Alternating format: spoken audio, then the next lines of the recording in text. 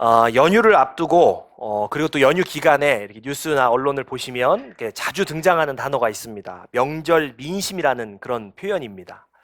제가 명절 민심 이렇게 뭐 어떤 걸까라고 봤는데 제가 보니까요 연휴 전날 시장에 갔더니 이렇게 정치하시는 분이 띠를 두르고 좋은 명절 되시라고 막 인사를 하고 다니시는 걸 보니까 명절 민심 관리를 열심히들 하시는구나 이런 생각이 들었습니다.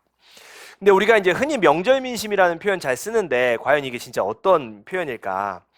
이게 명절 민심이라는 표현은 전통적으로는 이 도시에 사는 이 자녀들이요, 이제 그 시골에 사는 부모님을 만나는데 이제 과거에는 이제 시골에 사는 부모님들은 정보 소외 계층에 해당하는 거죠. 그래서 이제 자녀들이 가서 어머니 아버지 정치가 지금 이렇고 뭐 세상이 이렇고 이렇습니다라고 이렇게 정보를 전달해 주면 부모님들이 정치적인 기조를 완전히 새롭게 하든지 아니면 더욱 공고히 하든지 뭐 이런 그 변화가 일어나는 그런 상황을 명절 민심이다라고 이렇게 정의를 하고 있더라고요. 그런데 요즘 시대를 보면 부모님 세대가 정치 영상 더 많이 보고 계시죠. 그러다 보니까 과연 요즘도 그런 게 있을까라는 의문을 갖게 됩니다. 그래서 올해 보니까 한 그 논설위원이 논평을 했는데 명절 민심이 지금도 존재하냐 뭐 이런 논평도 쓰긴 했습니다. 뭐 여러 가지 측면에서 많이 달라지긴 했지만 어쨌건 이 정치하는 입장에서 보면 그 명절 긴 연휴 동안 식탁 위에서 비교적 자신들에게 유리하고 좀 좋은 그런 이야기들이 많이 오가기를 바라는 것이 당연히 정치하는 사람들의 생각일 것입니다. 그래서 이 명절 연휴를 앞두면 특히 이제 우리나라 같으면 추석 명절을 앞두고 있으면 굉장히 조심합니다. 또 이 추석 명절을 앞두고 있으면 굉장히 주의를 기울여서 행동하고 그것들이 좋은 것으로 좀 반응이 나올 수 있도록 이렇게 주의를 기울이는 것이 하나의 그 문화이고 우리의 삶의 모습입니다. 오늘 우리가 읽은 본문을 보면요, 우리가 읽은 본문의 시기적인 배경도 언제냐면 유대인들의 큰 명절 때라는 거예요. 유대인들의 큰 명절 유월절 때라는 거죠. 이 로마 제국의 통치 방식은 무엇이었냐면 로마 제국에 이제 황제가 있지만 자신들이 다스리는 이 속국에는 각각의 이제 지방의 왕들을 세워 놓는 겁니다. 그래서 좀 이제 보다 작은 지역에는 이제 분봉왕을 세우는 거죠. 그러니까 이제 이 사도행전 12장을 보면 이 제자들이 옥에 갇히고 순교하고 이런 장면들이 나오는 이 사도행전 12장을 보면 당시에 이제 당연히 이제 이스라엘은 로마의 지배 아래 있었고 또 이 유대 땅은 누가 다스리고 있었냐라고 하면 당시에 헤롯 아그리파 1세가 다스리고 있었습니다. 이 성경을 보면요 헤롯이 되게 여러 명 나오는데 다 같은 헤롯이 아니고요 여러 번 나오는 헤롯이 여러 사람입니다. 그래서 헤롯 아그리파 1세는 누구에 해당하냐면 예수님 당시에 성전을 짓고 있었던 헤롯 대왕의 손자입니다. 그러니까 헤롯 대왕의 손자가 다스리던 시기가 바로 오늘 이 사도행전 12장의 이제 배경이 되는 시대입니다. 이 헤롯 대왕은 어떤 사람인가라고 하면요, 이 사람이 유대 땅을 다스리는 사람이긴 했지만 일종의 컴플렉스가 좀 있었어요. 어떤 컴플렉스가 있었냐면 유대 땅을 다스리는데 유대인이 아닙니다. 이 사람이 에돔 사람 출신이어가지고 항상 어떤 컴플렉스가 있었냐면 유대인이 아닌 그 이방인으로서의 컴플렉스가 있었고 또 이 유대인들의 특징상 그 이방인이 다스리기 때문에 굉장히 좀 한계가 있었던 모양입니다. 그래서 이 헤롯 대왕이요 유대인들에게 환심을 사기 위해서 어떤 정책을 하냐면 막 성전도 증축해 줍니다. 그리고 막 결혼도 하고 이렇게 하죠. 근데도 이 유대인들이요 쉽게 마음을 안 엽니다. 심지어 이렇게 헤롯 성전을 보면은 유대인들이 뭐라고 하냐면 이 순수 혈통을 중요하게 여기기 때문에 여기까지 이제 원래 우리가 지어놨던 성전은 더 거룩하고 헤롯이 갖다 붙인 증축한 곳은 좀 덜 거룩하다. 이런 식으로 생각할 정도로 굉장히 그 헤롯 대왕이 유대인들에게 마음을 산다는 게 굉장히 어려운 일이었습니다. 그래서 이 헤롯 가문은요 진짜 대를 이어서 유대인들에게 좀 환심을 사려는 노력을 참 많이 합니다. 그래서 오늘 보면 자신들의 그 가문의 종교를 유대교로 개종하기도 하고 또 기독교로 막 박해하기도 해요. 그래서 그 결과가 뭐냐면 오늘 12장 전반부에 보면 야고보가 순교를 하게 됩니다. 근데 이 야고보가 순교를 하고 나니까 유대 사람들이 막 좋아하는 거예요. 환호를 치는 겁니다. 성경에 기록된 대로 보면요. 그러니까 이제 이 헤롯 아그리파 1세가 어떻게 생각을 하냐면 야 이제 베드로도 좀 어떻게 해야 되겠다. 베드로도 잡아서 혼내주면 이 사람도 죽이면 유대인들이 더 좋아하겠다라고 생각을 해서 이제 베드로도 사실은 처형할 계획으로 잡죠. 그런데 하필 이때가 언제냐면 유대인의 큰 명절인 거예요. 그러니까 우리가 명절을 앞두고 뭔가 좀 거친 일을 하거나 이런 걸 한다는 게 부담을 느끼기 때문에 또 이제 특히 처형을 해야 되는 것에 대한 부담을 느껴서 명절 지나고 해야겠다 라고 해서 이 베드로를 감옥에 가둬놓습니다. 이게 이제 오늘 본문의 배경이 되는 시기적인 상황이에요. 그리고 이제 교회는요, 교회는 이 상황을 알지요. 교회가 이 상황을 알고 5절 말씀을 보면 이 상황을 파악하고 교회가 기도하기 시작하는 거예요. 베드로가 옥에 갇혔고 이 명절이 지나고 나면 베드로가 처형당할 것을 알았기 때문에 교회는요, 이 베드로를 어떻게든 구명해 보려고, 베드로를 살리려고 기도하기 시작합니다. 놀라운 것은요, 정말로 그들의 기도 덕분에 베드로는요, 오늘 본문을 보면요, 정말 신비하게도 천사들의 도움을 받아서 감옥을 탈출하게 됩니다. 뭐 그 과정들은 뭐 성경에 쭉 기록되어 있죠. 베드로 당신 스스로도 뭐 환상인 줄 알고 할 정도로 정말 신비하게 천사들의 도움으로 감옥에서 탈출을 하죠. 그리고 베드로는요, 곧장 자기를 위해서 모여서 기도하는 현장을 찾아갑니다. 마가의 어머니인 마리아의 집, 거기서 모여서 기도하고 있었기 때문에 거기를 막 찾아가는 거예요. 그리고 그 도착을 해서 그 집 문을 막 두드립니다. 쾅쾅쾅쾅. 근데 이때 이제 누가 나타나냐면 로데라는 여자아이가 문 앞에까지 오는 거예요. 그리고 베드로의 목소리를 듣습니다. 문을 열어달라는 베드로의 목소리를 듣고 이 여자아이가요, 이 로데라는 여자아이가 이 베드로가 풀려난 것이 너무 기쁜 나머지 문 열어달라고 하는데 문은 안 열어주고요, 막 좋아가지고 안으로 들어가는 거예요. 안으로 들어가서 뭐라고 하냐면 베드로가 왔다고 막 좋아서 그러는 거죠. 우리가 이제 이 장면을 보면 약간 시트콤 같기도 해요. 베드로가 와서 막 두드리는데 여자아이는 좋아서 문 안 열어주고 안으로 들어가니까 되게 재밌는 장면이지요. 그런데 사실은 오늘 이 본문에서 우리가 좀 주목해서 봐야 될 것은 이 여자아이의 문 안 열어주는 행동이 아니에요. 주목해 봐야 될 것은 무엇이냐면 로데가 베드로가 왔다라고 말하는 것에 대해서 이 모여서 기도하고 있던 사람들이 어떻게 반응하고 있냐는 거죠. 모여서 기도하고 있던 사람들이 이 로데라는 여자아이의 말에 어떻게 대답하고 있느냐, 우리 좀 이걸 주목해 봐야 합니다. 사도행전 12장 15절 말씀 우리 같이 보겠습니다. 시작. 그들이 말하되 내가 미쳤다 하나 여자아이는 힘써 말하되 참말이라 하니 그들이 말하되 그러면 그의 천사라 하더라. 아멘. 이 사람들의 반응이요, 사실 소위 말하면 좀 웃기는 거예요. 뭐가 웃기냐면 지금 여기 왜 모였냐는 거죠. 이 마리아의 집에 이 사람들이 왜 모였냐면 베드로가 감옥에서 풀려나게 하기 위해서 모여서 뭐 하고 있었냐면 기도하고 있었어요. 그러니까 이 사람들은 지금 오로지 뭐 하고 있었냐면 베드로를 풀려나게 해주세요, 베드로를 살려주세요, 이렇게 기도하고 있었는데 로데가 와서 정작 베드로가 풀려났습니다, 베드로가 왔습니다, 그랬더니 이 사람들이 뭐라고 반응하냐면 미쳤구나. 정말 아이러니한 장면이에요. 베드로가 풀려나기를 기도하다가 베드로가 풀려났다고 얘기하니까 그 말한 사람 보고 미쳤다 그러는 거죠. 요 다음 반응도 우리가 좀 살펴봐야 합니다. 사도행전 12장 16절입니다. 같이 읽겠습니다. 시작. 베드로가 문 두드리기를 그치지 아니하니 그들이 문을 열어 베드로를 보고 놀라는지라. 아멘. 문을 열었어요. 계속 두드리니까 문 열어주었는데 베드로가 거기 있는 거예요. 그걸 보고 놀랐다는 거죠. 뭐 우리가 이제 그 단어 자체로만 보면 뭐 놀랄 수 있죠. 감옥에서 탈출했으니까 놀랄 수 있는데 사실 여기서 놀라는지라라는 헬라어 단어를 보면 엑시스템이라는 단어로 기록이 돼 있어요. 이 단어가 뜻이 뭐냐면 제정신을 잃었다는 거예요. 그러니까 베드로가 베드로가 왔다라는 말을 듣고는 너 미쳤구나, 정신 나갔구나라고 하더니 정작 자신들이 기도해 놓고 나서 베드로가 진짜 풀려난 걸 보니까 그 베드로를 보고 놀라서 제정신을 못 차리는 거예요. 정신이 나가버리는 거예요. 깜짝 놀라는 거죠. 그러니까 이 반응, 이 장면을 보면 우리가 뭘 알 수 있냐면 겉보기로는 이 사람들이 모여서 진짜 열심히 베드로의 구명을 위해서, 베드로의 탈출을 위해서 기도하고 있었는데 정작 그들의 마음 깊은 곳에는 이거 불가능할 것 같다, 이거 안 될 것 같다라는 생각을 가지고 있었다는 거예요. 모여서는 열심히 기도하고 열심히 베드로 살려달라고 하지만 야, 이거 어렵겠는데? 로마의 감옥에서 야고보가 순교하고 났는데 저렇게 유대인들이 좋아했는데 이거 어렵겠는데?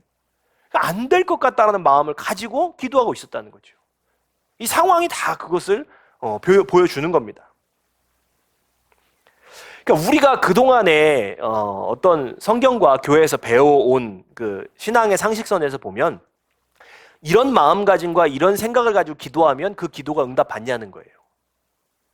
사실 우리가 알기로는요, 이렇게 의심을 품고 안 될 것 같은데? 라고 하면서 기도하면 응답받지 못한다 라고 우리가 알고 있습니다.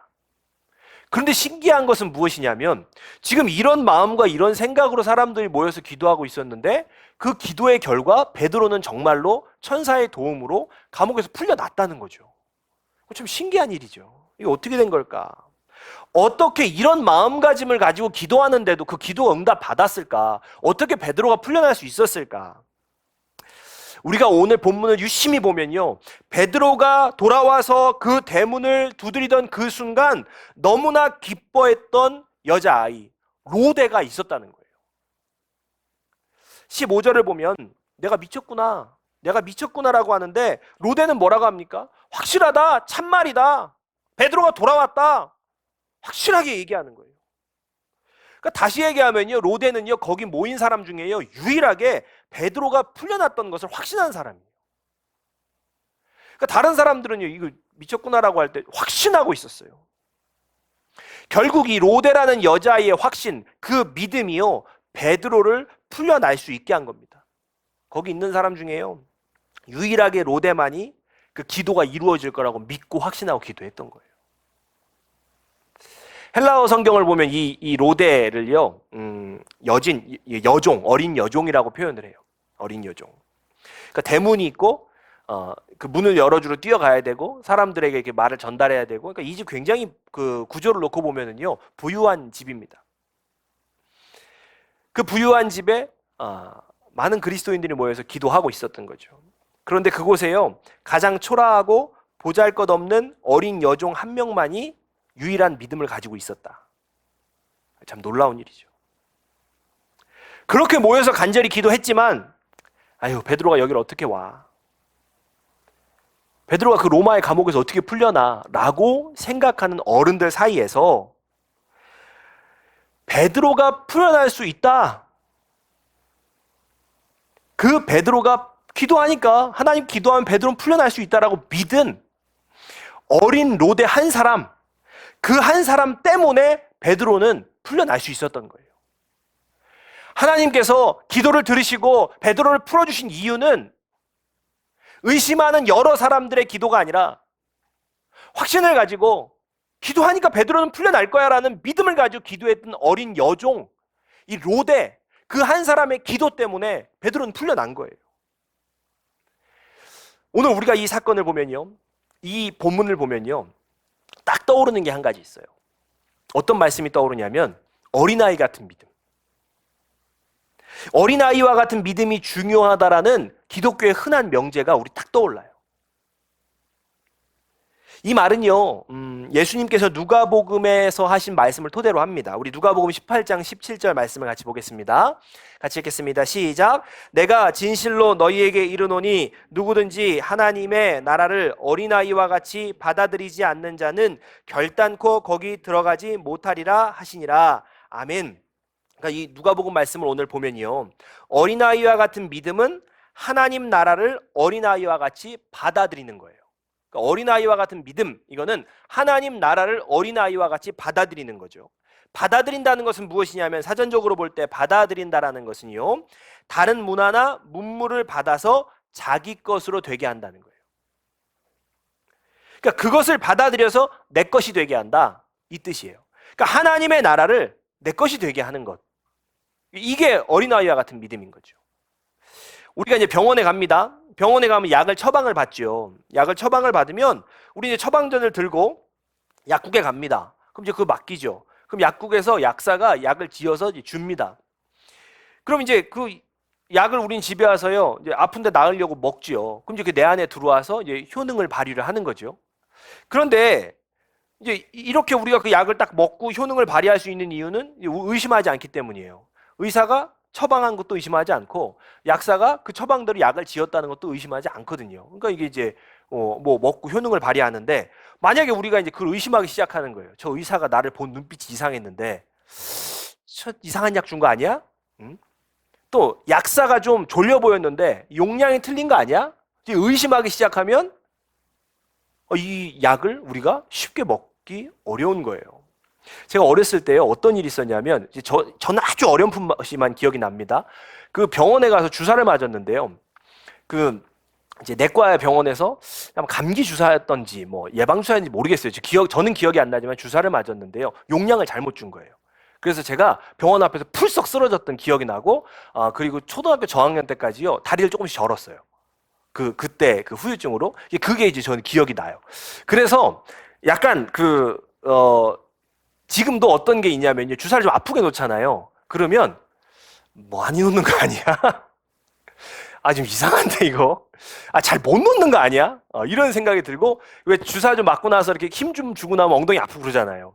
그러면 약간 그 생각이 나. 이거 또 다리 저는 거 아니야? 그러니까 우리 안에 만약에 의심이 있으면 쉽게 받아들이지 못합니다. 약을 먹는데 이거 목 아픈데 먹는 약 맞아 이거? 이거 다른 약 아니야? 이상한 약 아니야? 라고 하면 못 먹어요. 그러면 내 안에 들어오지 못하고 먹지 않으니까 못 들어오죠. 내 것이 되지 않고 효능을 나타낼 수 없습니다. 무엇인가 받아들여서 내 것이 되게 한다. 내가 딱 내 것으로 삼아서 그 효능이 나타나게 한다. 이거 의심이 없어야 할 수 있는 일이에요.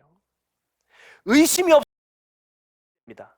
하나님 나라를 내 것으로 삼는다? 의심이 없어야 내 것 삼을 수 있는 거예요. 마리아의 집에 모여서 기도하던 사람들, 베드로가 풀려나기를 위해서 기도하던 사람들, 그 사람들의 모습을 누가 봤냐면 로데가 본 거예요. 이 어린 여종이 본 겁니다.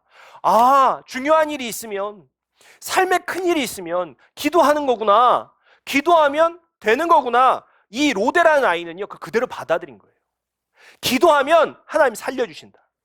기도하면 하나님께서 들어주신다라는 이거를 로데라는 아이는요, 그대로 받아들인 거죠. 로데의 모습에는요, 로마의 감옥은 굉장히 무서운데 거기서 어떻게 풀려나? 로마의 군인들이 뭐 바보도 아니고 어떻게 풀려날 수 있겠어? 이런 의문이나 의심 따위는 그 아이에게 없었습니다. 로데는 그냥 믿은 거예요. 기도하면 하나님 들어주신다. 기도하면 베드로가 살아난다. 저희 아내가 아이들 잘 때가 되면은요, 불 끄고 기도해주고 나옵니다. 근데 한날 저희 둘째 애가 뭐라 그러냐면, 엄마, 나 꿈에 옥토넛 나오게 기도해달라는 거예요. 옥토넛이 뭐냐면요, 이게 이제 그 바다에 막 다니면서 뭐 이렇게 다니는 애니메이션이에요. 그래서 이제 하여튼 북극곰도 나오고 펭귄도 나오고 그럽니다. 그래서 이제 거기 이렇게 바다에 다니는 그런 애니메이션인데, 아이들 애니메이션인데, 엄마 나 옥토넛이 꿈에 나오고 기도해달라는 거예요. 그리고 기도해주고 나왔어요. 그러는데 그 다음날 아침에요, 일찍이 둘째가 안방문을 확 열면서 뭐라고 하는지 아세요? 엄마, 나 꿈에 옥토넛 나왔어. 어른들은요, 무슨 저런 기도를 하고 뭐 기도한다고 그게 뭐 나오나, 꿈에 뭐 옥토넛이 나오나 뭐가 나오나 이런 생각이 있지만, 아이들의 마음에는요, 의심 따위는 없어요. 기도하면 하나님 꿈에 나오게 해주시는 거예요.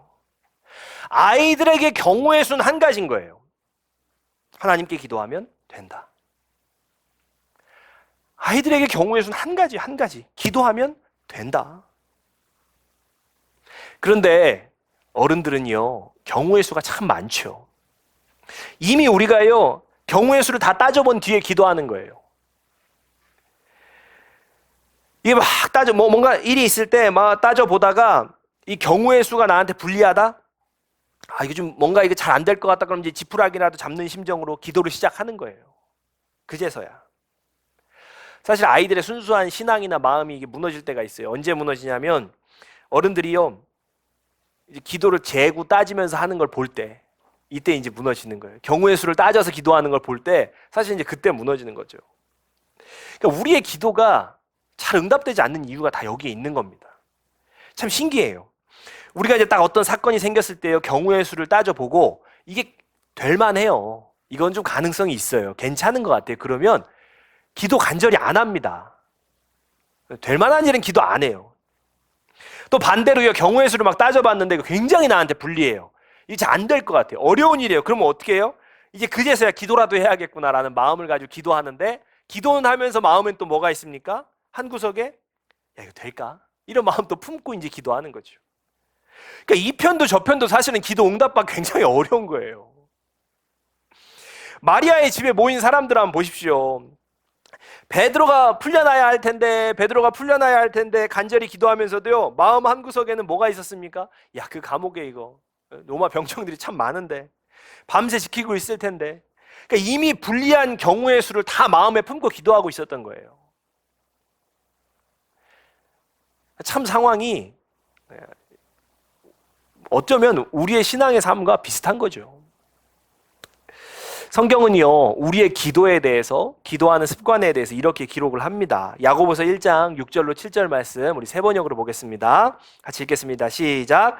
조금도 의심하지 말고 믿고 구해야 합니다. 의심하는 사람은 마치 바람에 밀려서 출렁이는 바다 물결과 같습니다. 그런 사람은 주님께로부터 아무것도 받을 생각을 하지 마십시오. 아멘.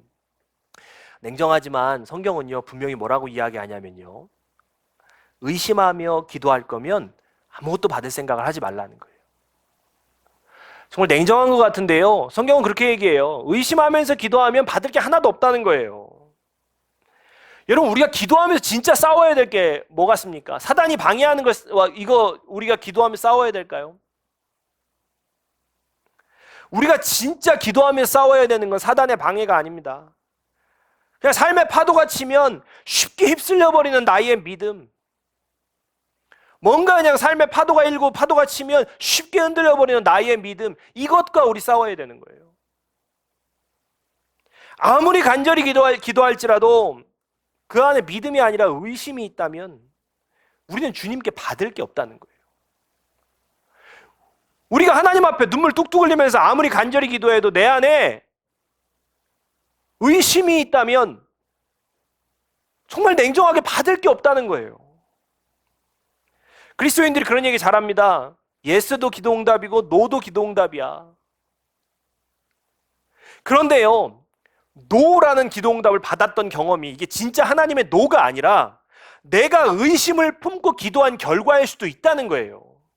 하나님 우리에게 예스, 우리에게 주시고 부어주시길 원했는데 우리가 의심을 품고 기도한 결과 받을 것이 없었던 것은 아닐까? 우리 점검해 보셔야 된다는 거죠. 그러므로 우리가요, 기도할 때 우리의 기도의 마음가짐을요, 이거 변화시켜야 됩니다. 의심하면서 받을 것 없는 기도가 아니라 우리의 마음가짐을 변화시켜서 정말 기도하면 응답 받는 어린 아이와 같은 그 믿음의 기도를 해야 된다는 거예요.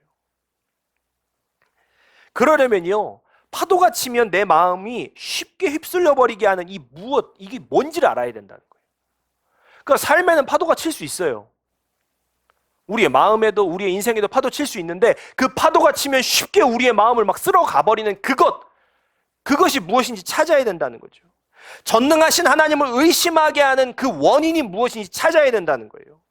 여러분, 우리가 그 원인을 찾지 못하면, 하나님을 자꾸 의심하게 하는 내 마음의 원인을 찾지 못하면요, 우리의 기도는요, 늘 허공을 맴돌다 사라지게 됩니다.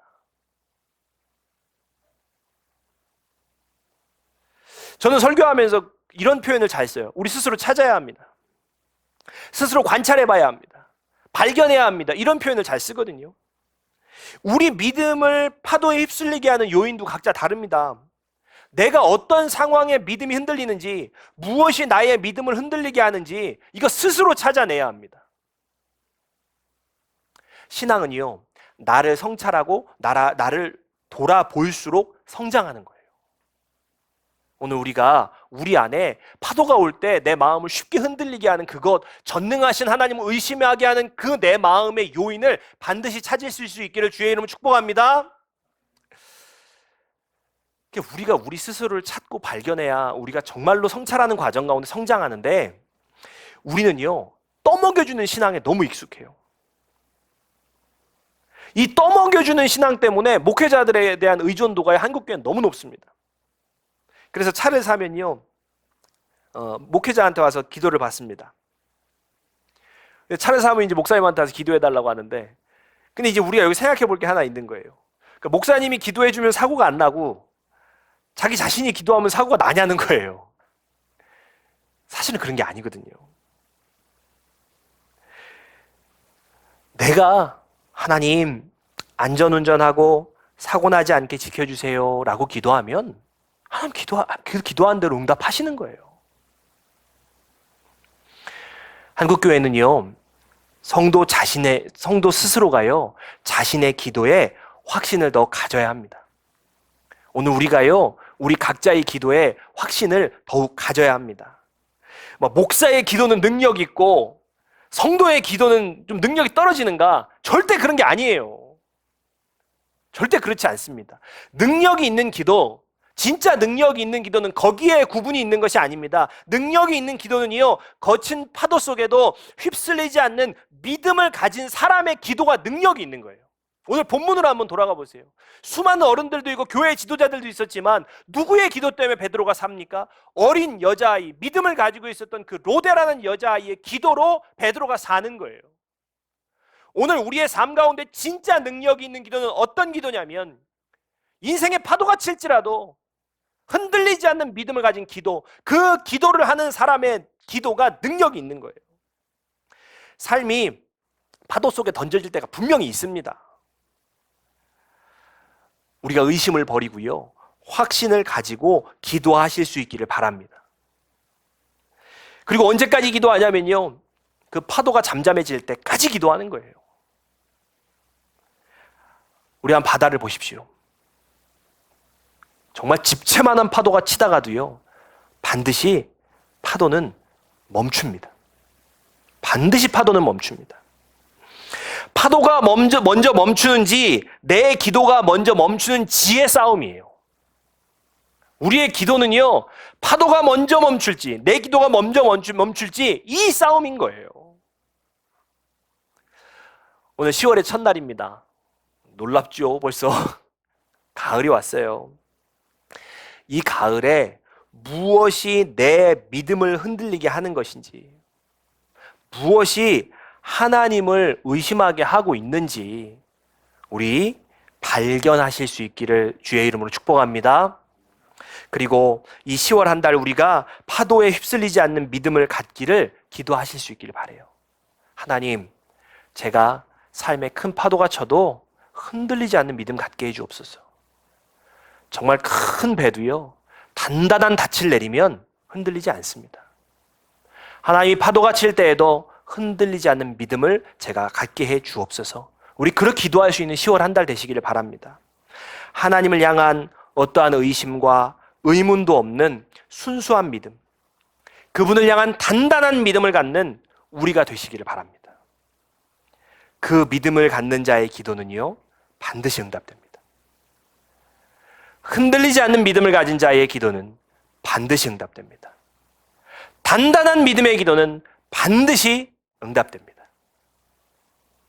그 믿음의 기도로 기도의 응답을 경험하시는 저와 여러분 되시기를 주의 이름으로 축복합니다. 기도하겠습니다. 우리 찬양하고 기도하겠습니다.